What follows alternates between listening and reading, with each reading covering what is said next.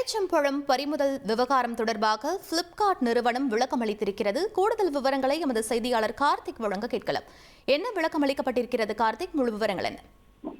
வணக்கம். கோவை மாவட்டம் உணவு பாதுகாப்பு துறையினர் கடந்த 2 தினங்களுக்கு முன்பு 37 காமர்ஸ் நிறுவனங்களில் கூடிய உணவு கிடங்குகளில் அதிரடி சோதனை நடத்தினர். அப்போது பிளிப்கார்ட் நிறுவனத்தில் வைக்கப்பட்டிருந்த 278 கிலோ பேரிச்சம்பழம் காலாவதியானது தெரிய வந்தது.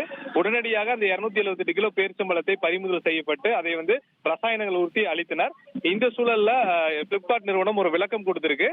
நாங்கள் பொதுமக்களிடையும் வாடிக்கையாளருக்கும் மிக கண்ணியமான ஒரு பொருட்களை சந்தைப்படுத்துவதற்கான நிறுவனமாக நாங்கள் இருக்கிறோம். இது மாதிரி காலாவதியான பொருட்களை நாங்கள் பொதுமக்களிடம் கொண்டு செல்லவில்லை. அதை எங்களுடைய கிடங்குகளே தனியா அதை அப்புறப்படுத்துவதாக ஒரு இடத்தில் வைத்திருக்கிறோம். அதை எந்த விற்பனைக்கான நோக்கத்தில் நாங்கள் வைக்கவில்லை என்ற ஒரு விளக்கத்தை அவங்க தரப்புல தெரிவித்திருக்காங்க. உணவு பாதுகாப்பு துறையினர் நடத்திய இந்த அதிரடி ஆய்வுல 278 கிலோ பேரிச்சம்பழம் பறிமுதல் செய்யப்பட்டு ரசாயனம் அளிக்கப்பட்டிருக்கு. இது தொடர்பான விளக்கத்தை அந்த நிறுவனம் தற்போது வெளியிட்டிருக்கு. விவரங்களுக்கு நன்றி கார்த்திக். உங்கள் தந்தி1 தொலைக்காட்சியில் யார் சனிக்கிழமை தோறும் இரவு 8 மணிக்கு காண தவறாதீர்கள்.